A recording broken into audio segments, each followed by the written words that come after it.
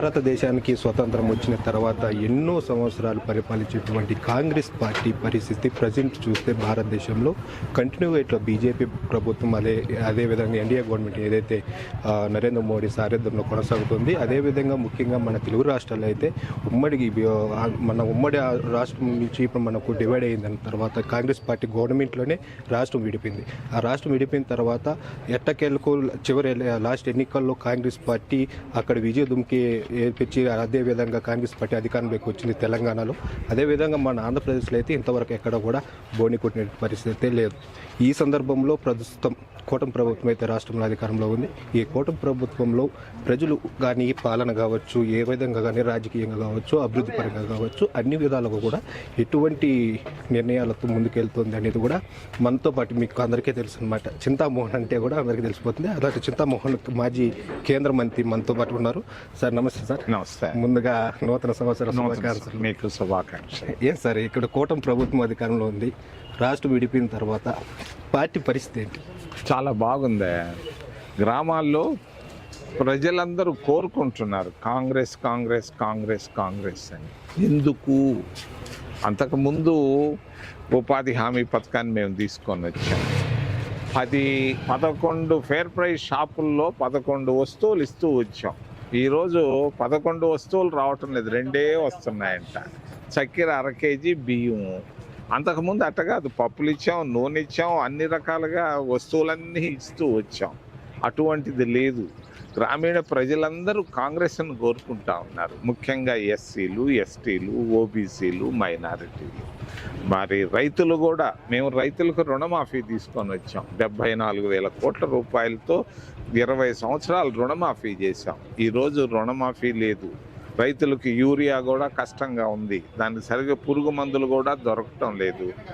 రైతులు పంటలు పండిస్తుంటే మరి పంటలు పైన అయినటువంటి ఖర్చు, వచ్చినటువంటి మరి గిట్టుబాటు ధర లేక కష్టాల్లో రైతులు అప్పుల్లో కన్నీటితో ఉన్నారు. అంటే గత కాంగ్రెస్ పార్టీ ప్రభుత్వంతో ఇప్పుడు ప్రజెంట్ ఉన్నటువంటి ప్రస్తుత ప్రభుత్వం కావచ్చు, గత వైసీపీ ప్రభుత్వం కావచ్చు, ఏదైనా కావచ్చు, గత వైసీపీ పార్టీ ప్రభుత్వంతో పోలిస్తే మీరు అన్నట్లుగా ఈ యూరియా ఇలాంటి ఎరువులు ఇవ్వడంలోనూ, రైతులను ఆదుకోవడంలోనూ మీరు ఎంతో సహకారం అందించి రైతుల్ని ముందుండి నడిపించారని కూడా చెప్తున్నారు. మరి అదేవిధంగా క్రాప్ లోన్లు కావచ్చు, ఇప్పుడు అదేవిధంగా సంవత్సరానికి 14,000 ఇస్తున్న, 12,000 ఇస్తున్న కేంద్ర ప్రభుత్వము, అటు రాష్ట్ర ప్రభుత్వం కూడా ఇటువంటి సహకారం గతంలో కూడా లేదు. దానికి తోడుగా ఇవి ఇస్తున్నట్టు కూడా ప్రస్తుతం ఉన్న ప్రభుత్వాలు నడుపుతున్నాయి రైతులకి. ఇవన్నీ కూడా రైతులకి ఉపయోగపడదంటారా?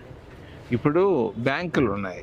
ఇందిరాగాంధీ బ్యాంకుల్ని జాతీయం చేసింది. ఎందుకు చేసింది? రైతులకు సహాయం చేసేదానికి, ఎస్సీలకు సహాయం చేసేదానికి, మరి మిగిలిన వాళ్ళందరికీ సహాయం చేసేదానికి బ్యాంకుల్ని జాతీయం చేసింది. జాతీయం చేసిన బ్యాంకుల్ని ఇప్పుడు ఉన్నటువంటి భారతీయ జనతా పార్టీ ప్రభుత్వం ఏం చేసింది? 14.5 లక్షల కోట్ల రూపాయలు రుణమాఫీ చేసింది. ఎవరికి రుణమాఫీ చేసింది? 100 కోట్లు పైబడినటువంటి పెద్ద బడా పెట్టుబడిదారులు వాళ్ళు అప్పులు కట్టకపోతే వాటన్నిటిని రుణమాఫీ చేసింది. రైతులకి ఏమన్నా రుణమాఫీ చేసిందా? ఎస్సీ ఫైనాన్స్ కార్పొరేషన్లో వాళ్ళకేమన్నా చేసింది? ఏమీ చేయలేదు. ఈ విధంగా బురిడి కొట్టుకుంటూ పోతా ఉన్నారు. దానివల్ల ప్రజలు బాగా విసిగిపోయి ఉన్నారు. ఏం చేసింది భారతీయ జనతా పార్టీ గత 11 సంవత్సరాల్లో? 2 పనులు. ఒకటి ఏంటంటే అయోధ్యలో దేవాలయం కట్టింది, సంతోషం, ఓకే.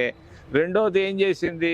పటేల్ విగ్రహాన్ని 125 అడుగుల విగ్రహాన్ని చేసింది. ఈ 2 కాకుండా ఏం కొత్తది మంచి పనులు చేసింది మోడీ ప్రభుత్వం? ఓకే, మీ ప్రత్యర్థి పార్టీ కాంగ్రెస్ పార్టీ ప్రత్యర్థి పార్టీ మెయిన్ పార్టీ ఏదంటే భారతీయ జనతా పార్టీ కేంద్రంలో కూడా. అదేవిధంగా మీరు ఇందాక కూడా ప్రెస్ మీట్లో మాట్లాడుతూ కూడా కేంద్రంలో భారతీయ జనతా పార్టీ ఆ ప్రభుత్వం కొనసాగుతోంది అంటూ కూడా, అంటే దానికి ప్రధానంగా ఇక్కడ ఆంధ్రప్రదేశ్లో కూటమి ప్రభుత్వంలో అధికారంలో ఉన్నటువంటి ఈ చంద్రబాబు నాయుడు గారు కూడా, ఈ తెలుగుదేశం పార్టీ కావచ్చు, చంద్రబాబు నాయుడే ముఖ్య కారణం అంటూ ఆయన సహకారంతో కేంద్రంలో కూడా భారతీయ జనతా పార్టీ నరేంద్ర మోడీ సారథ్యం కొనసాగుతుంది అంటున్నాం. మరి ఒకే ఒక రాష్ట్రం, అది కూడా భారతీయ జనతా పార్టీకి సంబంధించి నాయకుడు కాదు చంద్రబాబు నాయుడు. మరి ఇటువంటి నాయకుడు సహకారంతో ఏ విధంగా మోడీ అక్కడ పరిపాలన అందిస్తున్నారు? ఏముంది, అక్కడ ఏం పరిపాలనే లేదు. కోటీశ్వర్లు వాళ్ళు మరి పెట్టుబడిదారులు కోటీశ్వర్ల ప్రభుత్వంగా తయారైపోయింది. పేదవాళ్ళకు అనుకూలంగా ఏమి నిర్ణయాలు తీసుకుంటున్నారు? ఒక్క నిర్ణయం మంచి నిర్ణయం తీసుకున్నట్టుగా కనపడటం లేదు. ఎలక్షన్ కమిషన్ అనేది అందరికీ అందుబాటులో ఉండి మంచి పనులు చేసేటువంటి కమిషన్ అది. శేషన్ లాంటి వాళ్ళు సిఈసిగా ఉన్నప్పుడు కరెక్ట్గా క్రమశిక్షణతో చేశారు. వాళ్ళే దొంగోట్లు వేయిస్తున్నారు. మరి ఎస్సీ ఎస్టీలు ఓట్లు తీసేస్తున్నారు ఎస్ఐఆర్ పేరు పెట్టి. ఏముంది అక్కడ ప్రభుత్వం? ఏం పరిపాలన? దేశంలో ఈ ఉత్తరప్రదేశ్ లాంటి రాష్ట్రాల్లో కూడా ఈ ఎవరైతే రోడీజం కానీ అక్కడ చేస్తున్న యోగి ఆదిత్యనాథ్ సారథ్యంలో ప్రభుత్వము ఇట్లా రోడీలను అణచివేయడం కానీ సుపరిపాలన అందించడంలో అది కూడా సక్సెస్ అయింది అనుకోవచ్చు కదా బీజేపీ ప్రభుత్వంలో. భారతీయ జనతా పార్టీ, మీకు తెలియని రహస్యాన్ని నేను చెప్తాను. 1992 డిసెంబర్ 10వ తేదీన ఎస్పీ బీఎస్పీలను నేను కలిపాను.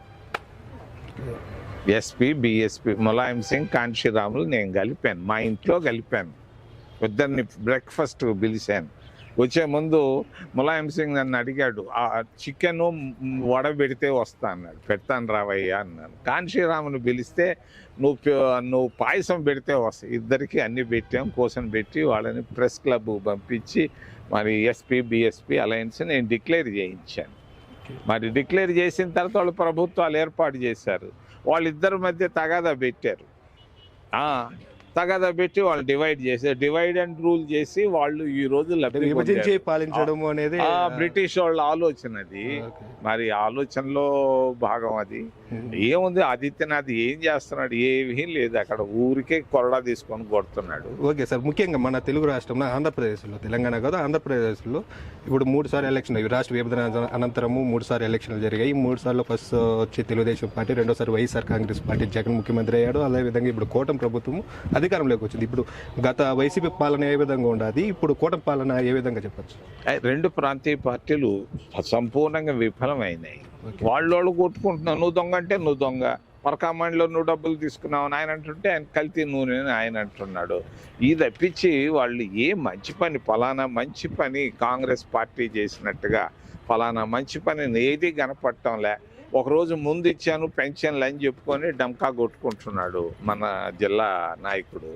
ఆ పింఛన్లు తప్పించి ఏముందాడా? కొత్త ఏం చేశారు? నిరుద్యోగులకి ఏమన్నా ఉద్యోగాలు వచ్చే విధంగా ఏమన్నా చేశాడా? పేదరికాన్ని తీసేసేదానికి ఏమైనా ఎస్సీ ఫైనాన్స్ కార్పొరేషన్లో మేము తీసుకొచ్చాం Congress party. SC finance corporation 2 ప్రాంతీయ పార్టీలు మూసేసాయి. ఎస్సీ హాస్టల్లో ఒకప్పుడు బ్రహ్మాండంగా ఉండేది. ఈరోజు ఎస్సీ హాస్టల్లో తాగేదానికి మంచినీళ్ళు లేవు. మరి వాళ్ళు పడుకునేదానికి సరిగ్గా లేవు. మరి ఎస్సీల పరిస్థితి అధ్వానంగా ఉంది, ఎస్టీల పరిస్థితి అధ్వానంగా ఉంది. ఓబీసీలకు మేము రిజర్వేషన్లు ఇచ్చాం. 27% రిజర్వేషన్లు భారత రాజ్యాంగాన్ని సవరించి చేశాం. మరి వాళ్ళకి ఈరోజు విద్య మరి ఉద్యోగాల్లో మేము ఇచ్చాం. ఆ విధంగా ఏమి చేయగలిగింది? ఏమి చేయలేదు. గ్రామీణ లెవెల్లో అభివృద్ధి చేయాలంటూ కూడా పవన్ కళ్యాణ్ డిప్యూటీ సీఎం గాను గ్రామీణ శాఖ మంత్రి గారు ఒక్క మాటలో పవన్ కళ్యాణ్ గురించి చెప్పాలంటే ఏం చెప్తారు మీరు? నేనేం చెప్పను ఆయన గురించి. వాళ్ళ అన్న నా ఫ్రెండ్, మేమిద్దరం కలిసి అటు తిరుపతిలో పోటీ చేసాం.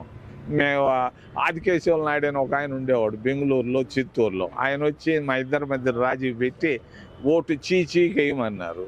చీచీ అంటే అంటే చిరంజీవి, ఇంకొక ఓటు చీ అంటే చింతామం. చీచీలేసి ఇద్దరం గెలిచాం. కాబట్టి పవన్ కళ్యాణ్ గురించి నేను మాట్లాడాను. అది ఓకే, మీరు అర్థం చేసుకోవచ్చు మీరు చెప్పిన మాట. అదే పవన్ కళ్యాణ్ అదే విధంగా గత వైసీపీ ప్రభుత్వంలో అధికారంలో ఉన్న ముఖ్యమంత్రి ఉన్న వైఎస్ జగన్మోహన్ రెడ్డిని కాంగ్రెస్ పార్టీలోకి ఆహ్వానించడానికి మీరు ఎందుకు అప్పుడు ప్రయత్నించారు?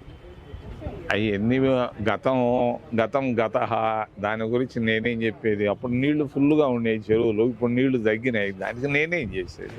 ఓకే, ఇప్పుడు అంటే అవకాశం కోసమేనా లేదా అధికారం కోసం మీరు ప్రయత్నం చేశారు కాంగ్రెస్ పార్టీ తరఫున?